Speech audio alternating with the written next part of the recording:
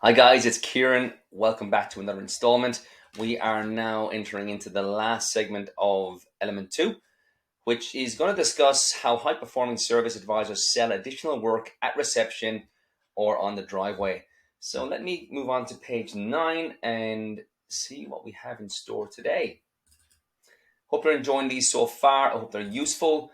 I truly hope that they're causing you to think a little bit differently, and as a result, getting even better results that you were getting previously. Now, page 9, guys, if you're on that one, and let's make this a little bit smaller. Okay, page 9.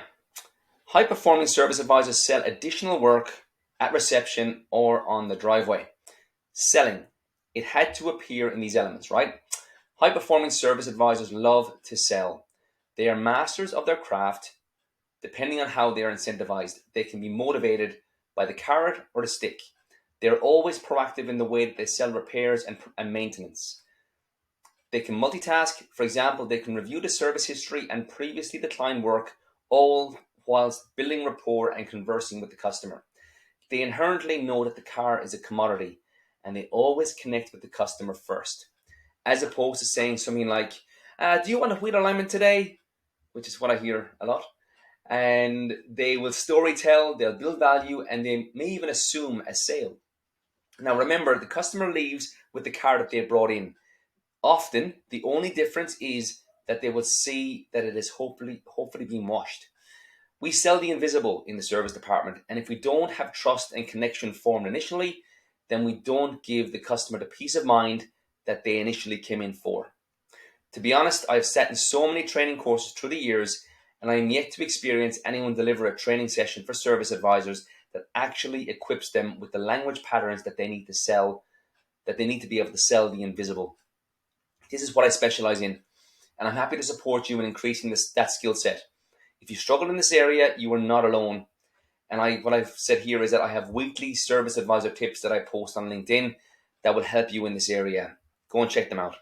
Okay, so what that pretty much says is that I am on LinkedIn. I hope you are too, and building your network and exposing yourself to people across the planet and connecting with them and realizing that there's more out there than just behind the four walls of your dealership. So let's expand on what I'm talking about here in selling. So selling by definition is the transference of enthusiasm or the transference of conviction. Now, what's really important to know here, and I'll be honest with you guys, no one talks about this. And I know this because I've done so many trainings through the years, and no one's talking about this. The stuff that we sell in the service department is invisible. It's invisible stuff. Like, if you're a technician, you can see brake fluid, you can smell it, you can touch it, you can taste it, you can see it.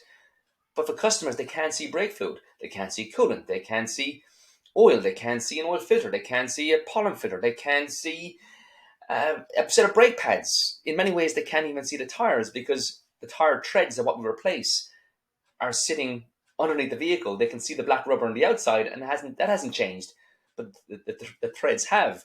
Can you see a wheel alignment? No. Now, can you notice a difference in a wheel alignment? Potentially. But the thing about it is about selling. Selling is the transference of energy, enthusiasm, and conviction. In many ways, selling is helping. And I define this like it's so critical that we understand what selling is. Selling is helping someone. Selling is helping someone. If you operate with that mindset, you will have a clear conscience in what you are selling to customers or what you are helping them to buy. Now, selling is helping someone to make what I call an informed buying decision by helping them say yes by creating an informed buying decision. Now, they're only going to create or have an informed buying decision if you educate them. Now, it's important that you leverage the DISC personality profile, like we spoke about previously, when you are presenting this information. But more often than not, what we sell in service, most of our customers don't understand. And you all know this as well. Unless you're a qualified technician and have been with a brand that you've worked in, or that you're currently working for quite a while, you probably don't even know what a lot of the things that the technicians are reporting. If you come from outside the industry and are now operating as a service advisor, you are learning this stuff every single day. and it's blowing your mind as to what these repairs and maintenance and services actually are. But if you will never know what they are unless you ask. And if you are unprepared, and if you are presenting something to a customer and you don't understand it, the customer is not going to. The customer is going to recognize that, hear your lack of conviction, hear your lack of energy, and say no. What's even worse than that, and what really does my head in, is when service advisors will use digital platforms and they will just send the quote or transmit the quote to the customer and hope, and I've got my fingers crossed here, hope the customer says yes. And then they call that a sale. That's not a sale. That's an order take. That's just you passing on information to a customer. That is a service advisor not operating as a service advisor. It's a service advisor's responsibility to sell 100% of what the car needs 100% of the time. Now, I will delve deeper into selling throughout other modules and trainings that I have with you potentially. But my point here is that we sell additional work at reception or on the driveway. They can connect on an emotional level with a customer, just having a chat, all whilst they're looking up history, data, information on the customer's either file or the repair order or the last visit. And they're looking for kilometers, they're looking for recommendations from the last visit, and they're going to compile an offer to a customer potentially before they leave. Now, I need to be very, very careful here in how I say this, that the first thing that we sell in the service department is ourselves. You must sell yourself first. The customer ain't buying anything from you, either at reception or throughout the day, unless they like you, unless they trust you, unless they believe in you. Now, people say that there's 3 reasons why customers won't buy from you, and that's time, either availability for them or availability for you. That is price or dollar or availability of cash, either that they cannot afford it today or they deem it to be too expensive. Now, just on a side note, if someone is saying that something is too expensive, they're often comparing it to something else. So just be careful of that. And the third one that's most common is that the customer doesn't trust you.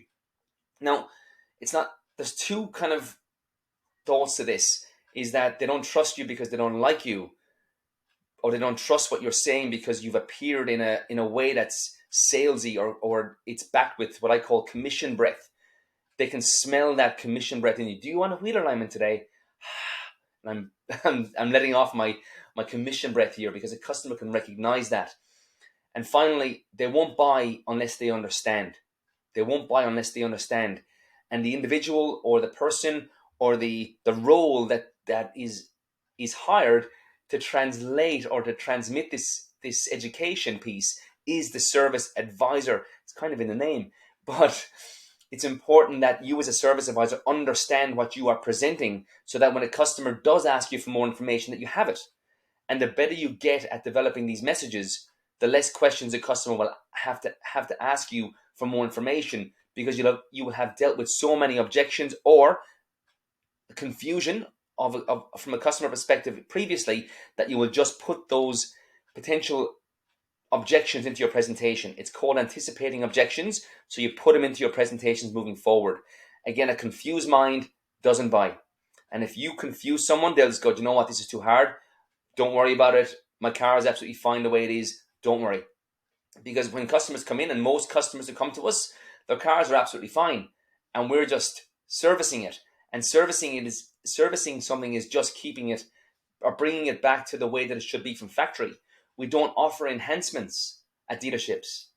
Now, do we offer tint? Yes. Do we offer wheel repairs? Yes. Do we offer, what else do we offer? Detailing services or cleaning services? Yes, we do. All of those things are enhancements, potentially. They make things better. But servicing is not an enhancement. It's a bringing it back to factory specifications. It's replacing the oil. You don't get more horsepower from an engine when you replace the oil.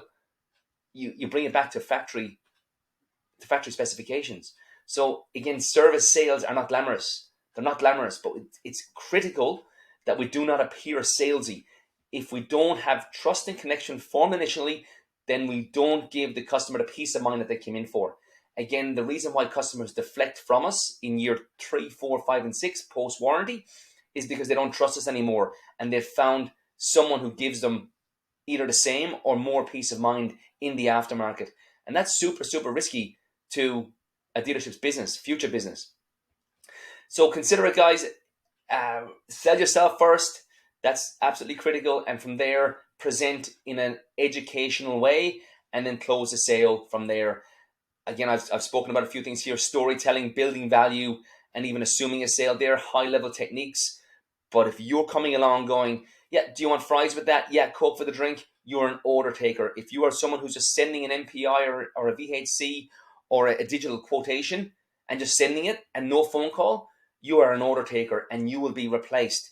Guys, AI is coming and AI will replace that specific role. Selling is the transference of energy and conviction. And if we believe in something, we should be able to articulate it in a compelling way that causes the customer to go, do you know what? I'd be crazy not to have this. And you'd be like, yeah, you would. So let's get it done for you today. I'll give you a call as soon as it's ready. Remember, it's not a 2 o'clock advisor from a previous session. Help a customer make an informed buying decision by creating a compelling message that influences the outcome. That is it for today's lesson. Bit of a longer one, but I look forward to seeing you in element 3. Take care. Consider, actually, before I disappear, let's do a quick reflection on this one.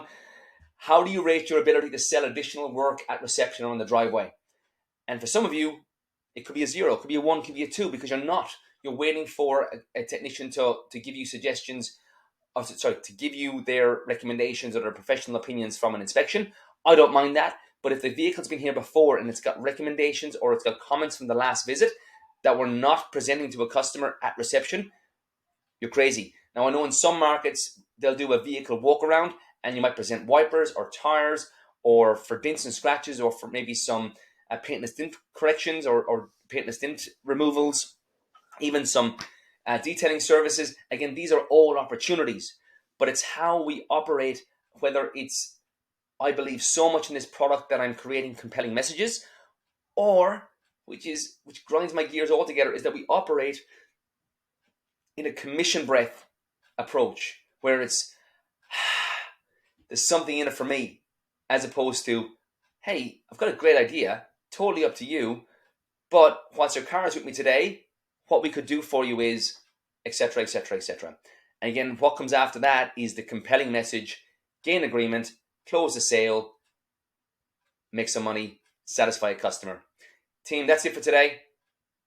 Look forward to seeing you on element 3. Implement what we've just discussed and have a great day. Bye.